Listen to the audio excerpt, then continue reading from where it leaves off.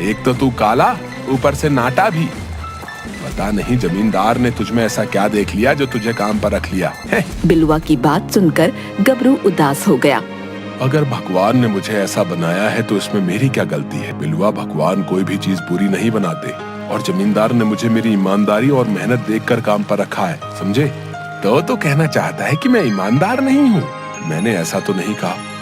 तुम ही मेरी हमेशा बुराई करते रहते हो, मेरे खिलाफ जमींदार के कान भरते रहते हो। मैं तो तुमसे कोई मतलब नहीं रखता। मैं तो किसी से भी नहीं बोलता कि तुम यहाँ चोरी छुपे सुखिया चाचा की बेटी चंपा से मिलने आते रहते हो। अच्छा, तो तुझे ये जलन है कि मैं चंपा से प्यार करता हूँ और तुझे चंपा घास तक नहीं डालती है। मैं तो ऐसा सोचता भी नहीं। सोचने से पहले अपनी शक्ल और अपना कद जरूर देख लेना, बदसूरत नाटा कहीं का। इतना कहकर बिलुआ गबरू का मजाक उड़ाते हुए वहाँ से चला गया और गबरू उदास होकर जंगल की ओर चल पड़ा। अगले दिन गबरू जमींदार के यहाँ काम पर चला गया और बिलुआ अभी तक काम पर नहीं आया था। गबरू हवेली के फर्श पर पोंछा लगा रहा था कि तभी जमींदार की पत्नी आशा गबरू के पास आकर बोली, अरे गबरू, जरा इधर तो आओ, तुमसे एक बहुत जरूरी काम है। जी मालकिन, अभी आया। मैं बिलुआ का इंतजार कर रही हूँ, लेकिन लगता है वो तो नहीं आएगा। सुनो, ये सोने का हार है, पूरे 25 तोले का है। इसे गांव जाकर सुरेश सुनार को दे आओ और सुनो, संभाल कर ले जाना। मालकिन, ये तो बहुत महंगा है। तुम्हें गिफ्ट नहीं कर रही हूँ, इस हार का कुंडल टूट गया है। मैंने सुरेश से बात कर ली है, उसको बोल दिया है कि तुम्हें भेज रही हूँ मैं इसी के साथ। इतना कहकर जमींदार की पत्नी वहाँ से चली गई और बिलुआ ये सब कुछ चुपके से देख रहा था। तभी जमींदार के चीखने की आवाजें आने लगीं। बिलुआ, बिलुआ, कहाँ मर गया तू? जल्दी से मेरे लिए एक गिलास पानी लेकर आ।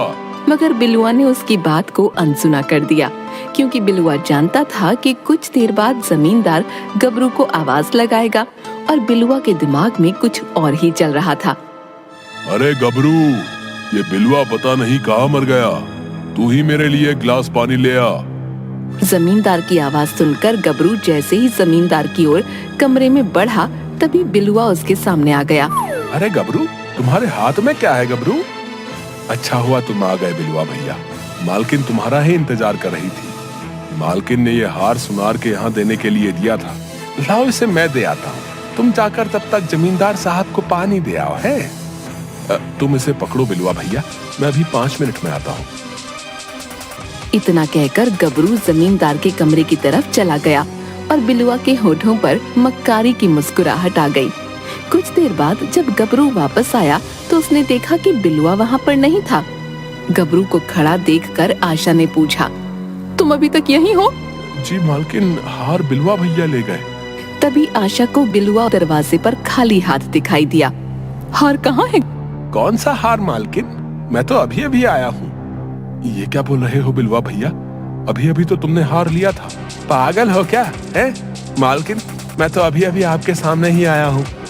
आशा बुरी तरह से चीखने लगी, अजी सुनते हो, बाहर आओ, तुम्हारा ये लड़ेता गबरू तो चोर निकला। आशा की बात सुनकर जमींदार बाहर आ गया। क्या हुआ? क्यों कुत्ते की तरह भौंक रही है? मैं कुत्ते की तरह भौंक रही हूँ? कुत्ता तो तुम्हारा ये लड़ेता है, पूरे 25 तोले का हार हड़प गया। मैंने कुछ नहीं किया मालिक, मैंने वो हार बिलुआ भैया को दिया था। लेकिन मालिक, मैं तो अभी अभी मालकिन के सामने आया हूँ, चाहे तो मालकिन से पूछ लो। बिलुआ सही कह रहा है। मक्कार नाटी, एक तो तुझे काम पर रखा, ऊपर से तूने मेरे ही घर चोरी कर ली। मेरी बात का यकीन कीजिए। तभी जमींदार ने अपने 4-5 गुंडे बुला लिए और उनकी ओर देखकर बोला, मारो इसको। उन सब ने गबरू को बुरी तरह से पीट डाला। ये देखकर बिलुआ बहुत खुश हो रहा था। कल तक 25 तोले का हार अगर मेरे पास नहीं आया तो तेरे घर वालों को धक्के देकर तेरे घर से बाहर निकाल दूंगा और तेरे घर पर कब्जा कर लूंगा।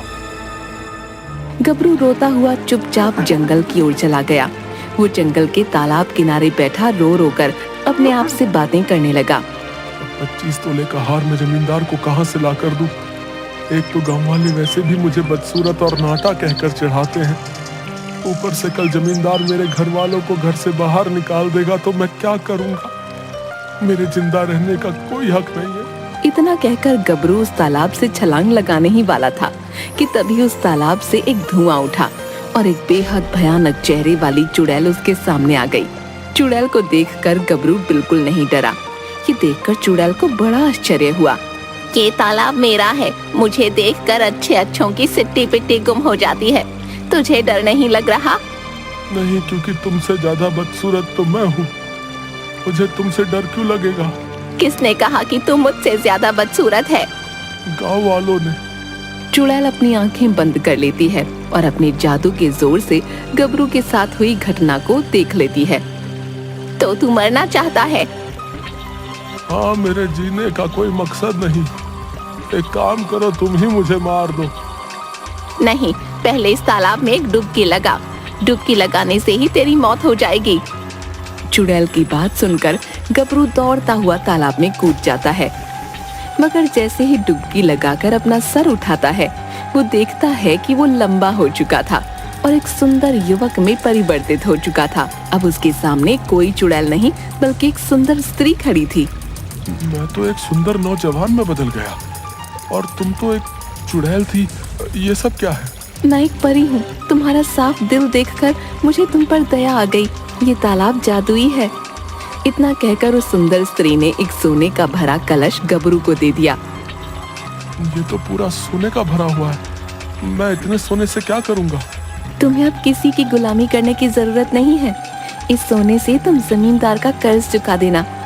गबरू खुश होता हुआ अपने घर की ओर चला गया। अगले दिन वो जमींदार के पास जाकर 25 तोले के बराबर सोना उसे दे आया।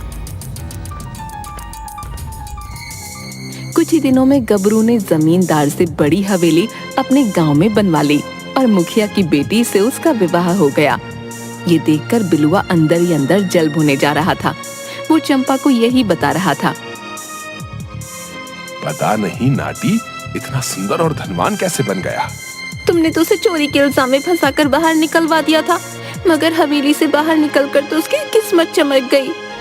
अरे उसे मैंने तेरे लिए ही तो फंसाया था। तुझे ही तो 9 लाख का हार चाहिए था। नहीं, सच तो यह है कि तुम शुरू से ही गबरू से खार खाते थे। लेकिन तुमने ही तो कहा था चाहे चोरी करके लाओ, डाका डाल कर लाओ, है? लेकिन मुझे 9 लाख का हार चाहिए। अगर मैं तुमसे ये बोलती कि मेरे माता पिता को जाकर मार दो, तो क्या मार देते? ये कैसी बातें कर रही हो तुम? सही बोल रही हूँ मैंने तुम्हारे जैसा घटिया आदमी कभी नहीं देखा। इतना कहकर चंपा ने बिलुआ का दिया हुआ हार बिलुआ के मुंह पर फेंक दिया। ये लो तुम्हारा चोरी के पैसों से खरीदा हुआ हार। मैं बिल्लू से शादी कर रही हूँ।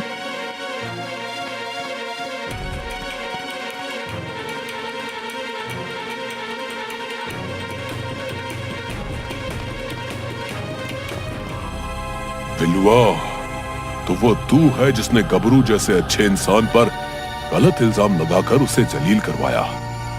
मुझे तुझसे ये उम्मीद नहीं थी। इतना कहकर जमींदार ने वो हार बिलुआ से छीन लिया और अपने आदमियों से बोला, देखते क्या हो, कुचल डालो इसे, मार मार कर भरता बना दो इसका।